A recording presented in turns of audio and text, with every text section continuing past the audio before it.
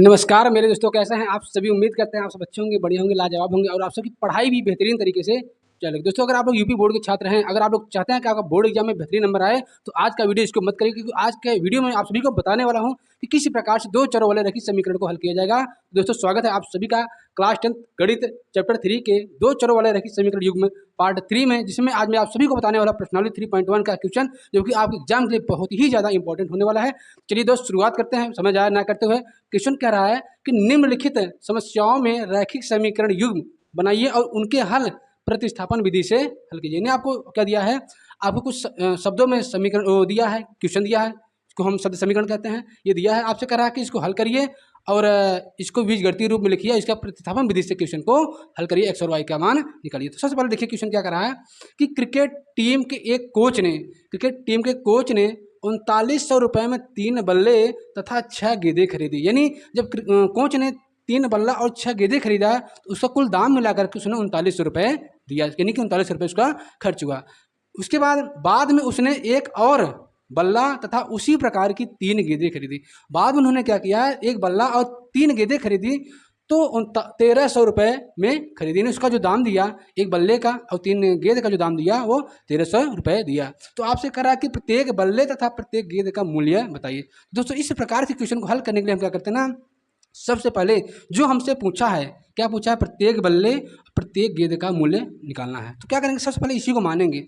अगर आपको एक गेंद का दाम और एक बल्ले का दाम मालूम हो गया तो आपका क्वेश्चन बहुत ही आसान होने वाला है। ध्यान दीजिएगा और पेन और कॉपी लेकर जरूर बैठिएगा, क्योंकि ये क्वेश्चन बहुत ही ज़्यादा इंपॉर्टेंट है। किस प्रकार से इसको हल करेंगे, आइए चलिए शुरुआत करते हैं। तो सबसे पहले क्या करेंगे, मानेंगे। क्या करेंगे, मानेंगे कि माना एक बल्ले का दाम x रुपये तथा एक गेंद का दाम y रुपये है। क्या है, y रुपये है। अब हमने क्या किया, एक बल्ले का दाम, एक गेंद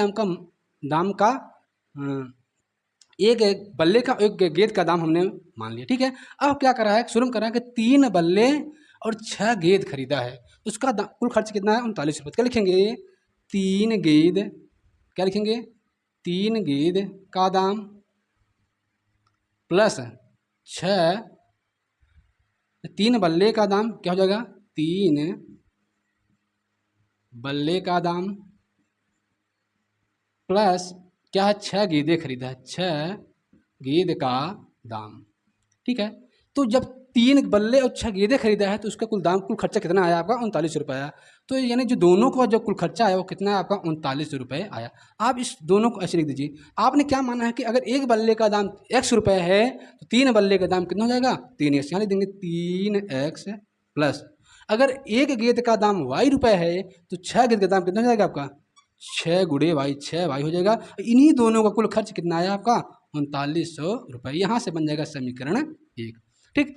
अब जो दूसरा करा उसने एक बल्ला और उसी प्रकार की 3 गेंदें खरीदी है। जब एक बल्ला खरीदा और 3 गेंदें खरीदा, उसका खर्चा आया वो कितना है आपका, 1300 रुपये आया। तो यहाँ क्या हो जाएगा आपका कि क्या लिखेंगे अब क्या है, कितना, एक बल्ला है, क्या है, एक बल्ले का दाम प्लस 3 गेंद का दाम।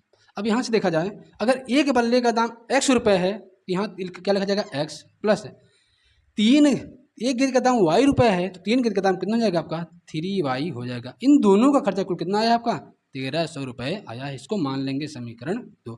अब हम क्या करेंगे, अब हम करेंगे क्या, तो यहाँ से इसको हल करेंगे प्रतिस्थापन विधि से। या तो प्रतिस्थापन विधि से हल करिए या तो विलोपन विधि से हल करिए। तो मैं क्या करता हूँ, इस समीकरण को हम क्या करते हैं, विलोपन विधि से हल करते हैं। देखिएगा विलोपन विधि से क्या होगा, देखो अगर आपको x गायब करना होता है तो क्या करेंगे, यहाँ पर 3 है, यहाँ पर क्या है, एक है, तो हम क्या करेंगे, सबसे पहले x के गुणांक को बराबर करेंगे। तो क्या करेंगे, बराबर करने के लिए क्या करेंगे, अब देखो यहाँ पर कितना होता है 1, यहाँ पर कितना आपका 3 है। अगर गुणांक बराबर करेंगे तभी आप विलोपन विधि से क्वेश्चन को हल कर पाएंगे। तो यहाँ पर देखिए 1 है, यहाँ पर क्या है 3। हम क्या करेंगे, इस 1 का गुणा इस वाले समीकरण में कर देंगे और इस 3 का गुणा इस वाले समीकरण में कर देंगे। क्या कर देंगे, इस वाले समीकरण में कर देंगे। तो हमको लिखना पड़ेगा, क्या लिखेंगे, समीकरण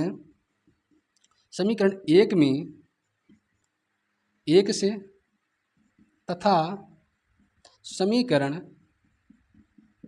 2 में 3 से गुणा करने पर, क्या लिखेंगे, 3 से गुणा करने पर, ठीक है, इतना लिख दिया। तो यहाँ 1 से गुणा करेंगे तो हो जाएगा आपका 3x, ध्यान दीजिएगा, प्लस 6 का नाम 6y बराबर में इसका गुणा इसमें करेंगे तो हो जाएगा 3900। जो भी हम गुणा करेंगे, अगर एक का गुणा करें तो सभी में गुणा किया जाएगा, अगर इसमें हम 3 से गुणा करें तो सभी में 3 से गुणा किया जाएगा। तो क्या करेंगे, 3 से गुणा करेंगे, 3 का नाम हो जाएगा आपका ये 3x प्लस 3 त्रिका 9y बराबर इसका गुणा जब इसमें करेंगे 13 कितना हो जाएगा आपका 3900 हो जाएगा। ठीक है, उम्मीद करते हैं यहाँ तक चीज़ें आप सभी को समझ में आ जाएगा। अब हम क्या करेंगे, अब गुणांक बराबर है, प्लस प्लस है तो क्या करेंगे, घटा देंगे। जब घटाएंगे ये चिन्ह क्या हो जाएगा आपका, बदल जाएगा। ठीक है, ये तो घट जाएगा। अब ये है 6 प्लस 6y, ये क्या है माइनस 9y। तो प्लस माइनस क्या होगा, घटेगा। जब प्लस माइनस घटेगा तो कितना आएगा, आप 9 में से कितना घटाओगे, 6। जब 9 में से 6 घटाओगे कितना आएगा, 3, वो भी माइनस के साथ। तो यहाँ क्या हो जाएगा आपका माइनस में 3y बराबर, अभी 39 में 39 जाओगे कितना आएगा 0। अगर यहाँ से हम y का मान निकालें तो क्या हो जाएगा 0 बटे माइनस में 3। यहाँ से जो आपका y का मान आएगा, y का मान वो हो जाएगा आपका 0। यानी y क्या था, y किसका दाम था, गेंद का दाम। यानी जो गेंद का दाम आया, गेंद का दाम 1 भी रुपये नहीं, यानी 0 रुपया आया। अब इसी y का मान कहाँ रख देंगे, इसी y का मान हम कहाँ रखेंगे, ये तो समीकरण 1 में रख दो, ये तो समीकरण 2 में रखेंगे। यहाँ से लिखेंगे क्या, y का मान समीकरण 1 में रखने पर, कहाँ लिखेंगे, समीकरण 1 में रखने पर। तो समीकरण 1 क्या है देखिएगा, हम इसको यहाँ हल करते हैं। समीकरण 1 क्या है देखिए, समीकरण 1 दिया 3x प्लस 6y, क्या है 3x प्लस 6y बराबर कितना आपका 39। कितना आपका 3900 है। तो इसमें लिखेंगे y बराबर रखेंगे 0, तो हो जाएगा आपका 3x प्लस 6 गुणे 0 बराबर 3900। ठीक है, तो यहाँ से आपको हो जाएगा 3x, ये तो हो जाएगा 0, 6 0 यम 0 हो जाएगा। ये यहाँ बचेगा आपका क्या हो जाएगा 3900। जब इसको हम 3 से काटेंगे, 3 3 यम 39, 13 3 कितना होता है 39। जो x का मान आया वो कितना आया 1300 आया। यानी कहने का मतलब है कि एक बल्ले का दाम 1300 रुपये और एक गेंद का दाम क्या है आपका 0 रुपये है। यानी कि एक बल्ले का दाम क्या, एक बल्ले का दाम x बराबर कितना हो गया 1300 रुपये, तथा गेंद का दाम y बराबर 0 रुपये है। ठीक है, उम्मीद करते हैं दोस्तों ये क्वेश्चन आप सभी को बेहतरीन तरीके से अच्छी तरीके से समझ में आया होगा। तो अब मिलते हैं इसके अगले वाले क्वेश्चन में। शुरुआत करते हैं क्वेश्चन नंबर 2 की। क्वेश्चन नंबर 2 क्या कर रहा है कि 2 किलोग्राम सेब और 1 किलोग्राम अंगूर का मूल्य किसी दिन 160 रुपये था। एक महीने के बाद 4 किलोग्राम सेब और 2 किलोग्राम अंगूर का मूल्य 300 रुपये हो जाता है। तो इस स्थिति को बीजगणितीय रूप में व्यक्त कीजिए। ठीक है, जबकि इसको कहा ज्यामितीय रूप में भी कहा, जबकि ये चीज़ें क्या होता है जो ज्यामितीय वाला होता है आपके एग्जाम में नहीं आता। तो मैं आप सभी को बताता हूँ कि किस प्रकार से हम क्या करेंगे, इसको बीजगणितीय रूप में व्यक्त करेंगे। यानी कि आपको व्यक्त करना है 2 चरों वाले रैखिक समीकरण युग्मित रूप में। तो ऐसे सवाल को हल करने के लिए क्या करेंगे हम, सबसे पहले 1 किलोग्राम सेब और 1 किलोग्राम अंगूर का दाम मान लेंगे तो आपका आंसर आ जाएगा। तो लिखेंगे क्या कि माना 1 केजी सेब का मूल्य लिखो या दाम लिखो, मूल्य आपका x रुपये है। क्या रुपये, x रुपये, तथा 1 केजी अंगूर का मूल्य y रुपये है। हमने क्या किया, 1 किलो सेब का दाम मान लिया और 1 किलो अंगूर का दाम मान लिया। अगर 1 किलो सेब और 1 किलो अंगूर का दाम मालूम हो गया तो आपका क्वेश्चन बहुत ही आसान होने वाला है। अब पढ़िएगा क्वेश्चन क्या कह रहा है। जो आपका क्वेश्चन कह रहा है कि प्रश्नानुसार ये लिखना जरूरी है। ठीक है, नहीं लिखने कोई दिक्कत नहीं होगा। क्या कह रहा है कि 2 किलोग्राम सेब और 1 किलोग्राम अंगूर, यानी जब क्या किया 2 केजी सेब का मूल्य प्लस 1 केजी अंगूर जब खरीदा तो दोनों को मिलाकर अंगूर का जो मूल्य हो गया वो आपका हो गया 160 रुपये। यानी क्या किया कि 2 किलोग्राम सेब और 1 किलोग्राम अंगूर का मूल्य किसी दिन 160 रुपये था। यानी दोनों को जोड़ करके ना 160 रुपये खर्चे हुआ। तो अब यहाँ देखिएगा हमने क्या किया है कि हमने कहा कि 1 किलो सेब का दाम x रुपये है, तो 2 किलो का दाम कितना हो जाएगा 2x हो जाएगा। यहाँ से हो जाएगा आपका 2x प्लस में 1 किलोग्राम अंगूर है, तो यहाँ 1 किलो अंगूर का दाम हमने कितना माना है y रुपये, यानी 2x प्लस y बराबर कितना हो जाएगा 160। ये हो जाएगा आपका समीकरण 1। ठीक, अब इसी प्रकार से आगे भी कहा है कि क्या पुनः प्रश्नानुसार लिखेंगे। क्या लिखेंगे पुनः प्रश्नानुसार। पुनः प्रश्नानुसार क्या कहा है कि 1 महीने के बाद 4 किलोग्राम सेब और 2 किलोग्राम अंगूर का मूल्य 300 रुपये हो जाता है। यानी जब 4 किलो सेब खरीदता है और 2 किलो अंगूर खरीदता है तो जो दोनों का कुल खर्च आया वो कितना है आपका 300 रुपये के बराबर आया। तो क्या लिखेंगे, इसको वैसे लिखेंगे क्या, तो 4 केजी सेब का मूल्य, सेब का मूल्य, अब प्लस में लिखेंगे क्या, 2 केजी अंगूर, क्या, अंगूर का मूल्य। 2 केजी अंगूर का मूल्य जो है कुल मिलाकर के तो वह कितना आया आपका 300 रुपये आया। कितना आपका 300 रुपये। तो देखिएगा यहाँ पर क्या होगा, तो 1 किलोग्राम सेब का जो मूल्य है x रुपये है, तो 4 किलो का दाम कितना हो जाएगा 4x हो जाएगा। क्या हो जाएगा 4x हो जाएगा। ठीक है, उसके बाद यहाँ क्या होगा आपका, ये 4x हो जाएगा। प्लस में 2 किलोग्राम अंगूर का मूल्य, 1 किलोग्राम अंगूर का मूल्य x रुपये है, y रुपये है, तो 2 किलो का कितना हो जाएगा आपका 2y हो जाएगा। बराबर में खर्चा कितना है आपका 300 रुपये आया है। ये हो गया आपका समीकरण 2। ठीक है, यही आपका क्या है बीजगणितीय रूप में इसका निरूपण है। दोस्तों उम्मीद करते हैं ये वाला क्वेश्चन भी आप सभी को बेहतरीन तरीके से अच्छे तरीके से समझ में आया होगा। इस क्वेश्चन को जरूर नोट करिएगा। ठीक है, अब मिलते हैं। चलिए दोस्तों अब शुरुआत करते हैं। क्वेश्चन नंबर 3 क्या करा, जो कि बहुत ही ज़्यादा इंपॉर्टेंट है आपके एग्जाम की दृष्टि से, बहुत ही ज़्यादा इंपॉर्टेंट है। कई बार पूछा गया आपके एग्जाम में ये क्वेश्चन, न जाने कितनी बार पूछा गया, तो बहुत ही ज़्यादा इंपॉर्टेंट है। चलिए शुरुआत करते हैं। इस प्रकार के क्वेश्चन को कैसे सॉल्व करेंगे। ये जो क्वेश्चन आपका है आयु या उम्र से संबंधित क्वेश्चन है। दोस्तों इस क्वेश्चन को मैं बता देता हूँ, लेकिन इसके बाद मैं आपको क्या करूँगा कि इस क्वेश्चन को बताने के बाद ना मैं आप सभी को बताऊंगा कि आयु और उम्र वाले क्वेश्चन किस प्रकार से लगाते हैं।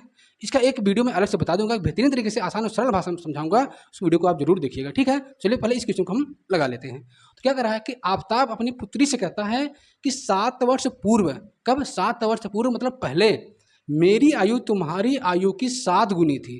जो उसके पिता का आयु था उसकी आयु का 7 गुना था। करा कि अब से 3 वर्ष बाद मेरी आयु, किसकी, आफ्ताब की, मेरी आयु तुम्हारी आयु की 3 गुनी रह जाएगी। कब, अब से 3 वर्ष बाद। वो तो 7 वर्ष पूर्व था, तो क्या था उसकी आयु का 7 गुना था। लेकिन अब यहाँ से क्या हुआ, 3 वर्ष बाद उसकी आयु अपने पुत्री की आयु की 3 गुनी रह जाएगी। तो इसे बीजगणितीय रूप में व्यक्त कीजिए और इनकी वर्तमान आयु ज्ञात करिए। तो दोस्तों देखो, सबसे पहले क्या करेंगे, यहाँ पर इस प्रकार के सवाल में हम क्या करेंगे, सबसे पहले दोनों व्यक्तियों की वर्तमान आयु मानेंगे। तो लिखेंगे क्या कि माना आफ्ताब, क्या लिखेंगे, माना आफ्ताब की वर्तमान आयु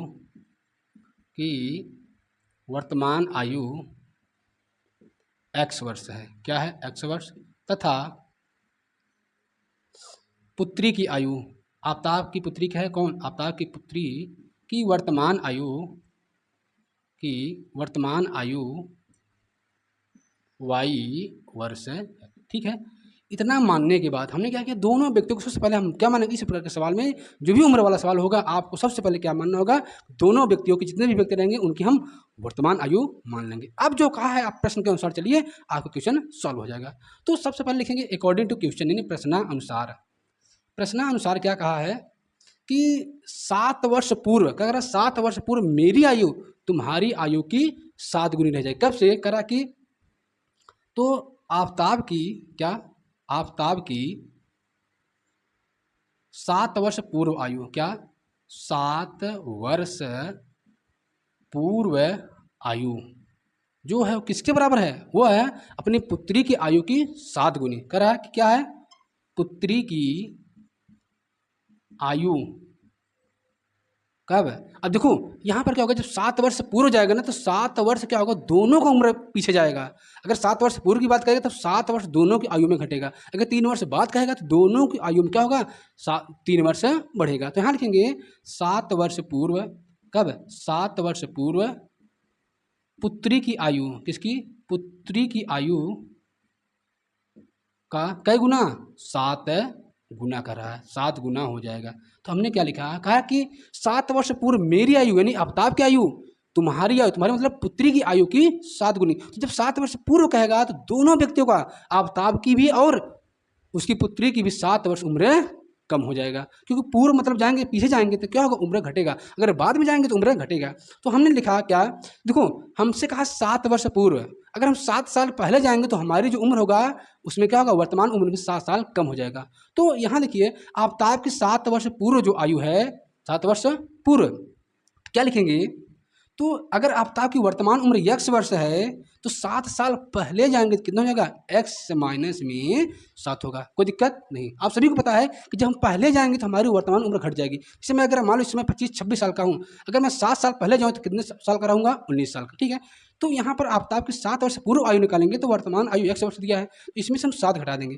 उसी प्रकार अब यहाँ 7 वर्ष पूर्व पुत्री की आयु, अगर पुत्री की वर्तमान आयु y वर्ष है तो 7 साल पहले जाएगी तो क्या होगा, 7 घट जाएगा। अब ये कई गुना है, जो ये आफ्ताब है इसकी आयु का कई गुना है, इसकी आयु का 7 गुना है। तो हम क्या करेंगे, x माइनस 7 बराबर, इसका गुणा करेंगे 7 एक नाम 7y, 7 से कितना हो जाएगा 49। यहाँ से क्या करेंगे, निकालेंगे x माइनस क्या करेंगे 7 माइनस, अब देखो यहाँ से क्या करेंगे x माइनस ये y इधर आएगा तो माइनस 7y हो जाएगा, बराबर इधर क्या माइनस में 49, ये 7 जब इधर जाएगा तो प्लस हो जाएगा 7, तो हो जाएगा x माइनस 7y बराबर क्या हो जाएगा आपका, यहाँ से घटाएंगे तो कितना आएगा माइनस में 42। ये हो गया समीकरण 1। कितना हो गया आपका, ये समीकरण 1 हो गया। अब कर रहा है दूसरा, कर रहा है कि 3 वर्ष बाद मेरी आयु तुम्हारी आयु की 3 गुनी रह जाएगी। कई वर्ष बाद, 3 वर्ष बाद। अगर हम 3 वर्ष बाद जाते लिखेंगे पुनः प्रश्नानुसार, क्या लिखेंगे, पुनः प्रश्नानुसार क्या लिखेंगे, 3 वर्ष बाद, क्या लिखेंगे 3 वर्ष बाद आफ्ताब की आयु, आफ्ताब की आयु क्या होगा, उसकी आयु की 3 गुनी, किसकी आयु के, अपनी पुत्री की। अगर 3 वर्ष बाद रहेगा तो पुत्री की आयु भी क्या होगा, 3 वर्ष बाद ही रहेगा। लिखेंगे बराबर हो जाएगा 3 वर्ष बाद पुत्री की आयु का कई गुना कहा, आयु की 3 गुनी रह जाएगा। कितना गुनी रह जाएगा, 3 गुनी रह जाएगा। उम्मीद करते हैं चीज़ें यहाँ तक आप सभी को समझ में आया होगा। अगर 3 वर्ष बाद की बात किया है तो अगर देखिएगा, अगर आफ्ताब की वर्तमान उम्र x वर्ष है तो 3 वर्ष बाद कितना हो जाएगा, x प्लस में 3 हो जाएगा, बराबर है। पुत्री की वर्तमान आयु y वर्ष है, 3 वर्ष बाद कितना हो जाएगा, y प्लस में 3 हो जाएगा। अब कई गुना कहा है, 3 गुना, तो यहाँ हम क्या करेंगे 3 से गुणा कर देंगे। कोई दिक्कत, कोई समस्या होनी भी नहीं चाहिए। अब आगे हम हल करेंगे, जब इसको हल करेंगे तो यहाँ से क्या होगा आपका, यहाँ से आपका होगा हो जाएगा x प्लस 3 बराबर, इसका गुणा इसमें करेंगे 3 करने में आपको हो जाएगा 3y, हो जाएगा आपका 3y प्लस 3 त्रिक का आपका हो जाएगा आपका ये 9 हो जाएगा। अब यहाँ से क्या करेंगे, एक्स वाई वाला एक तरफ, अंक वाला एक तरफ, क्या करेंगे x मान ये इधर आएगा तो माइनस में 3y हो जाएगा, बराबर ये 9 ये इधर जाएगा तो क्या हो जाएगा 3 हो जाएगा। तो x माइनस 3y बराबर हो जाएगा आपका ये हो जाएगा समीकरण। ठीक, ये है आपका क्या, इसका बीजगणितीय रूप। ठीक है, उम्मीद करते हैं यहाँ तक चीज़ें आप सभी को अच्छे से समझ में आया होगा। अब हम क्या करेंगे, यहाँ से क्या करेंगे, अगर इनकी वर्तमान आयु निकालना है वास्तव में तो हम क्या करेंगे, दोनों समीकरण को हम क्या करेंगे, हल करेंगे। देखो चलिए दोस्तों, हम निकालते हैं उनकी वर्तमान आयु क्या रहेगी। देखिएगा उनको जो वर्तमान आयु निकालना तो इसको हम क्या करेंगे, इसको करेंगे विलोपन विधि से हल। आप विलोपन विधि देखेंगे तो यहाँ पर भी x है, यहाँ पर भी x है। हमने बताया था जब भी गुणांक बराबर होगा x या y का तो हम क्या करेंगे, समीकरण को जोड़ देंगे या तो घटा देंगे। अगर प्लस प्लस रहेगा तो घटा देंगे, अगर माइनस माइनस रहेगा तब भी घटा देंगे, अगर प्लस माइनस रहेगा तो जोड़ देंगे। तो यहाँ पर ये भी प्लस है, ये भी प्लस है, तो क्या करेंगे, लिखेंगे समीकरण 1 में से समीकरण 2 को घटाने, ठीक है। तो समीकरण 1 क्या, x माइनस 7y बराबर माइनस में 42। ये क्या है, x माइनस 3y बराबर 6। ठीक, अब क्या करेंगे, घटाएंगे। जब घटाएंगे तो हो जाएगा माइनस, अगर ये माइनस है तो हो जाएगा आपका प्लस, हो जाएगा आपका माइनस। यहाँ से क्या होगा, ये x कट जाएगा। अब ये माइनस 7y, ये प्लस 3y, प्लस माइनस का हो जाएगा, घट जाएगा तो माइनस में कितना आएगा, 7 में से 3 जाएगा तो आपको माइनस में 4 आएगा, क्योंकि आपने माइनस में घटाया है। ये माइनस माइनस जुड़ जाएगा तो माइनस 42 माइनस 6 कितना हो जाएगा, माइनस में 48 हो जाएगा। ये माइनस माइनस कट जाएगा, 4 से काटेंगे तो 12 जो कितना हो जाएगा आपका 48। जो y का मान आया वह कितना आया, जो y का मान था ये किसका था, वो ये था उसके पुत्री का। कितना वर्ष हो गया, y का मान कितना गया आपका, ये 12 वर्ष। अब लिखेंगे y का मान आप चाहे समीकरण 1 में रखिए चाहे समीकरण 2 में रखिए। y का मान समीकरण 1 में रखने पर, जब 1 में रखेंगे तो समीकरण 1 क्या आपका, x माइनस 7y बराबर माइनस में 42। तो x माइनस y बराबर कितना है 12, तो हो जाएगा माइनस 7 गुणे y बराबर यहाँ कर देंगे 12 बराबर माइनस में 42। तो x माइनस 12 से हो जाएगा आपका 84 बराबर माइनस में 42। अब हम क्या करेंगे, यहाँ से x का मान निकलें, ध्यान दीजिएगा बहुत ही इंपॉर्टेंट है यहाँ पर। तो ये -42 हो जाएगा, और जब ये इधर जाएगा तो हो जाएगा आपका प्लस में। अब हम क्या करेंगे, प्लस माइनस घटा देंगे, तो यहाँ से क्या हो जाएगा आपका 4 में से 2 जाएगा तो आपका 2 आएगा, 8 में से 4 जाएगा कितना आएगा आपका 4 आएगा। यानी ये जो x था ये किसका था, ये उसके पिता का था, यानी कि आफ्ताब की उम्र था। यानी x क्या हो गया, जो पिता की उम्र है, यानी कि पिता की उम्र कितना आ गया, पिता या इसको आफ्ताब कहते हैं, क्या है आफ्ताब की वर्तमान उम्र, की वर्तमान उम्र कितना है 42 वर्ष है। क्या है 42 वर्ष है। ये क्या है, ये क्या है, ये पुत्री की आयु है। क्या है ये किसकी है, पुत्री की वर्तमान आयु, पुत्री की वर्तमान आयु, वर्तमान आयु। उम्मीद करते हैं दोस्तों ये क्वेश्चन आप सभी को बेहतरीन तरीके से समझ में आया होगा। दोस्तों अब मिलते हैं अगले वाले वीडियो में, जिसमें आप सभी को बताने वाला प्रश्न 3.2 का सबसे बेहतरीन क्वेश्चन। अगर आप सबको बोर्ड एग्जाम में अच्छे नंबर लाना है तो उस वीडियो को देखना मत भूलिएगा। तो मिलते हैं अगले वाले वीडियो में, तब तक के लिए धन्यवाद, सत श्री अकाल, राधे राधे, जय हिंद।